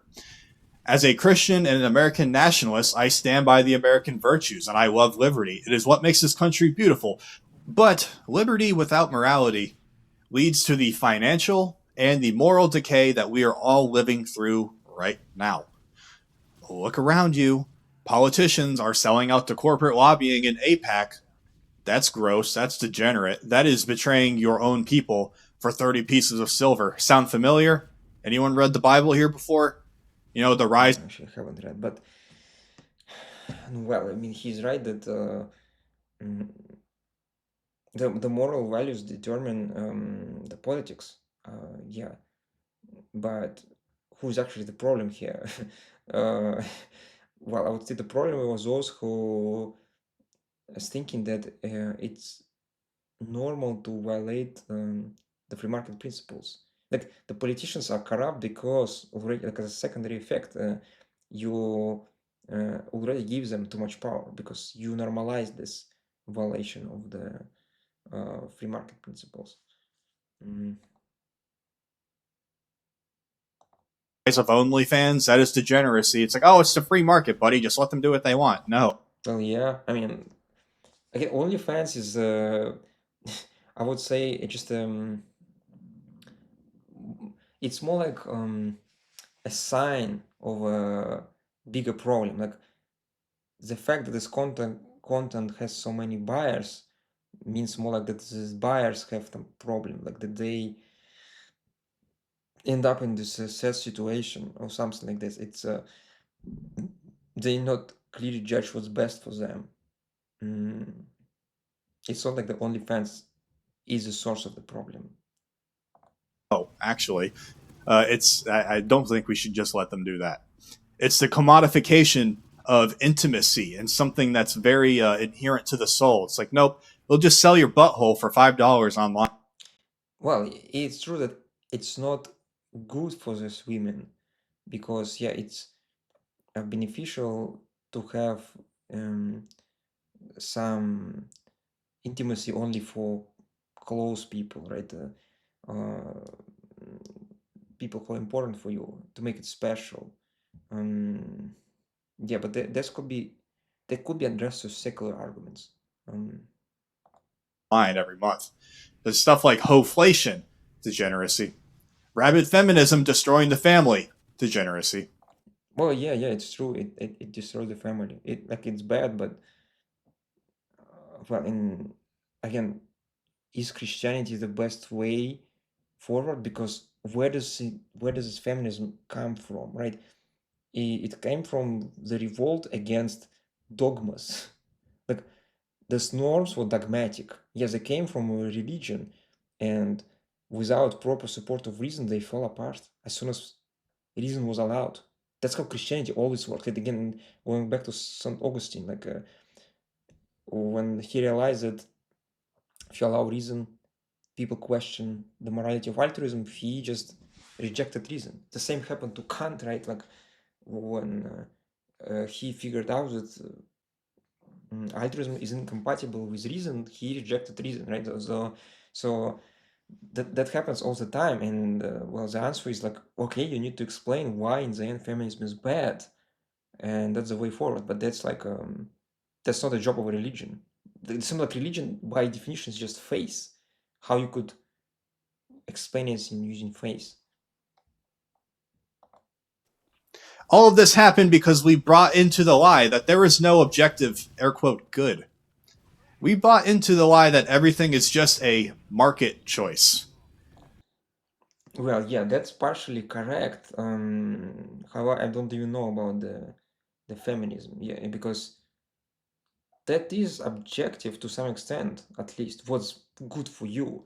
And yeah, feminism is just not good for you. Like the or I mean, I don't know what you call it, feminism, but just what feminism advocate for. Like, I don't know, for women, climb the corporate ladder, not have kids. Yeah, that's objectively bad for them. That you know that at some point they would like to have kids. It brings them way more pleasure, but then they will lose opportunity because of feminism, or they lose opportunity to have meaningful relationships or something like this. Yeah, that's certainly true. But it doesn't require religion, yeah, to see that this is objectively bad. Libertarians look at a traditional family and a porn star and they're like, oh, these are two valid lifestyle choices. These are both the same. I Yeah, I mean, I wouldn't say it's the same. Yeah, um, some life choices are better than others. Like I understand it's not like the market. Well, market philosophy automatically means that all choices are equally valuable or equally correct. Yeah, I don't see. Well, you could spend your money on on a new car, on a new house. You could spend on drugs. That's not equally valuable choices, equally correct. I see the bedrock of civilization in the cancer that kills it, actually. Society needs truth, and it needs to acknowledge that some things are true and some things are false. Some ways of living are healthy and some are toxic. We need to return to traditionalism.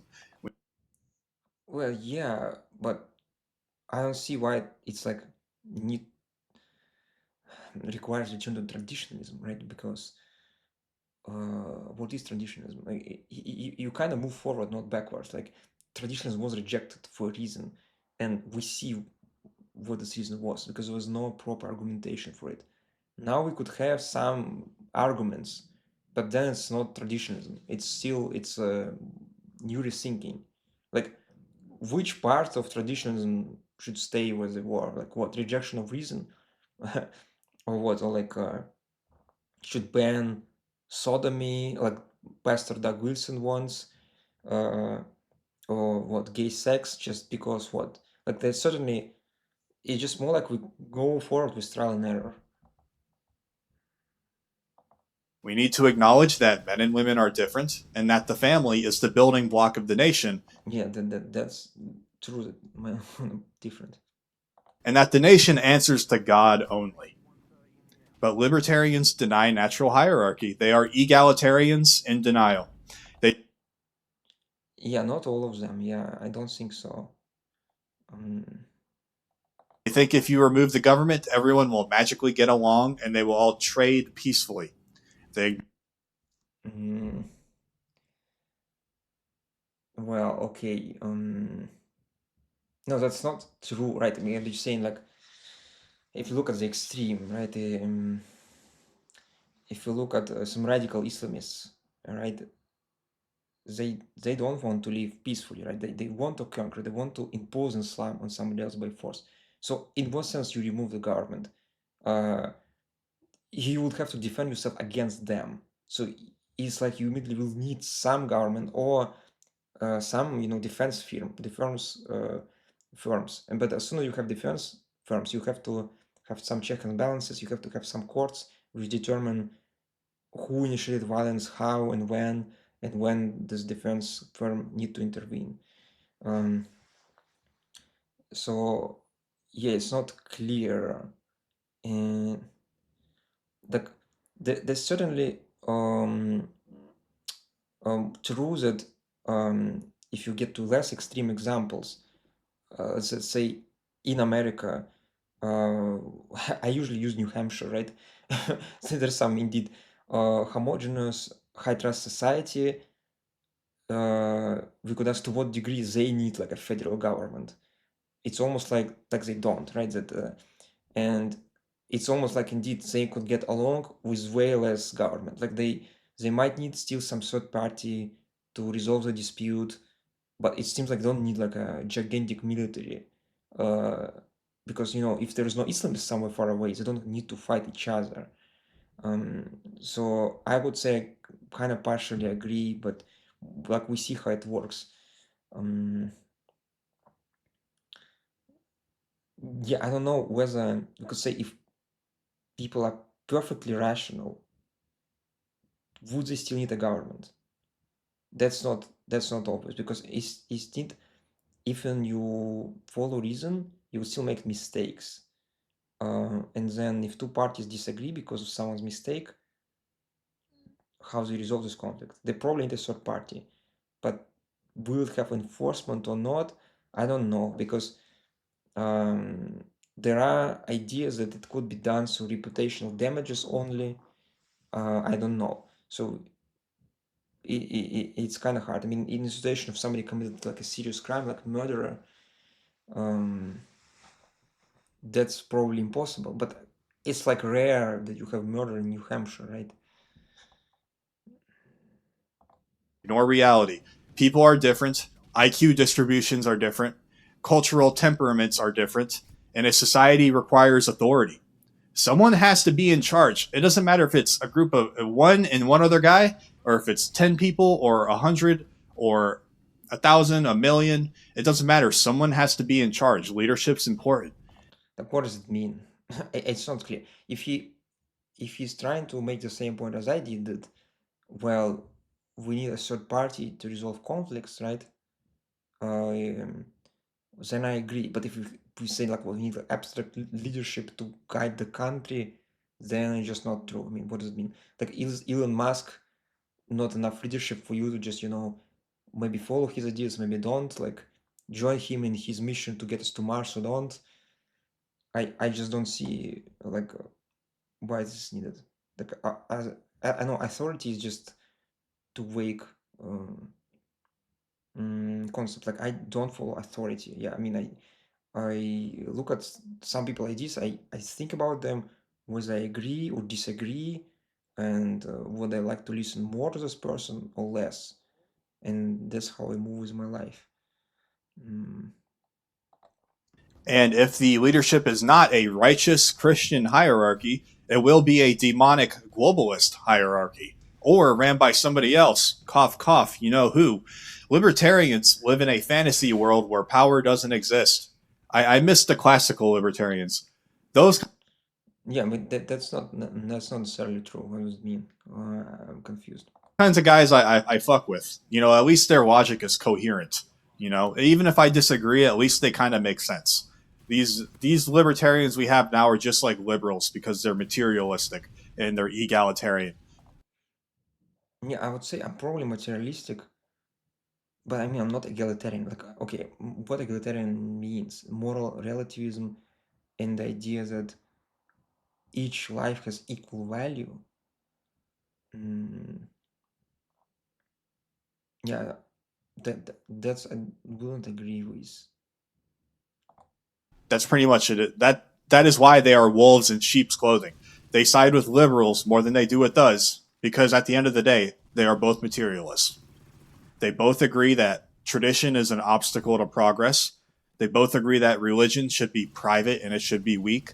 And Yeah, tradition is obstacle to progress as a blind faith. It's not like everything which we had in tradition has to be wrong.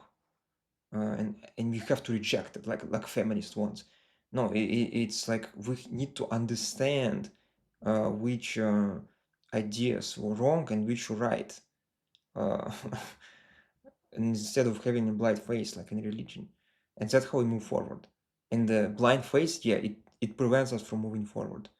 And yeah, it's true. And for me, religion by itself is just a problem. There's nothing good about having religion, like a having faith. I don't see why it can be good. Yeah, I don't understand that.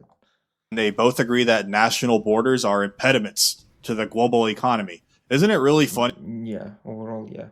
how liberals are like that now? But anyways, the libertarian just clears the path for the leftist. That's why they're always fucking siding together. The libertarian destroys the old moral laws in the name of freedom, their idea of fucked up freedom. Then the leftists will just march in right through the open door to impose tyranny. That's it. We don't need more live and let live. We don't. Well, yeah, I don't know in what sense. Like, um, I just haven't seen it in action, really. or, or you could say, what is it? Original American government is an example of that. It was somewhat libertarian originally, and now, well, even maybe Christian nationalist, and now let's see what happened. Um, Need more neutrality. We need a state that protects our borders and it punishes these disgusting vices and it rewards virtuous actions. And it puts the American family above the global GDP. well, it's not the state's job to reward virtuous actions. That's like explicit intervention into economy, just like the left wants. That's literally what the left proposes. Oh, we want to pick winners and losers. Yeah, it has all the same problems like as communists have. We need a return to the values that actually built this country, like faith and blood and soil and honor. Anything less is just a slow death march. Well, that's not written in the Declaration of Independence. Remember, it's life, liberty, and pursuit of happiness. So, who is sustaining original values here? This is some medieval stuff. So, yeah, that's my problem with libertarianism. I'm sure somebody's going to disagree. And hey, that's fine. You may be different, but that's the thing with libertarians and the idea. It's very individualistic. So someone may Yes. be like, well, I don't believe that, but I'm a libertarian. Again, that's what I think the problem is. They're not working together as a coherent unit, which you would have under Christianity anyways. Yeah, well, that's actually also a very good point. That yeah, you probably know. Like, there's two libertarians who agree with each other, right? Like, who was the main enemy of libertarian? And another libertarian, right? That's fair. And you could say this person is kind of almost like an example, right? Uh, uh, yeah, it's true. I just don't know whether like that's a problem. The libertarians have all sorts of debates with each other, trying to make the ideas stronger, to figure out what's right, instead of acting like a gigantic cult. Um, I think that's how any political discussion should be. It's more like the whole political discussion should look like the all libertarians of all different kinds, right? But instead, we have some sort of giant blobs of tribes that kind of hate each other and thinking that other tribe is literally criminal, is literally enemy soldier, and we need to take away the gun rights and just start killing them, right? So, yeah, I'll say that I'm a far right paleocon Christian nationalist. Yeah. I don't know. I think I'm just the normal person now. I just follow the traditions that my ancestors and like pretty much the whole fucking world followed. Like, I want my country and my people to be the top dogs, but we live in a backwards world now. So, yeah. All right, guys, that's all for me today. God bless you and your families. I mean it when I say it. America first and America only. Jimmy talks out. Yeah, okay, but that's a standard argument like, oh, look, other nations live like that. Well, and look how they live. Like at Russia, what? Is this a Christian nation? Well, I'm not even sure. It's not completely fair, but that's totally screwed up and backwards.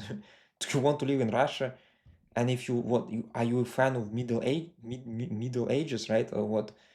Then go live with Amishes, right? That's kind of hypocrisy, because Christianity was dominant force in Western civilization for thousands of years, and what it brought was not prosperity. It was this misery through religious obscurantism.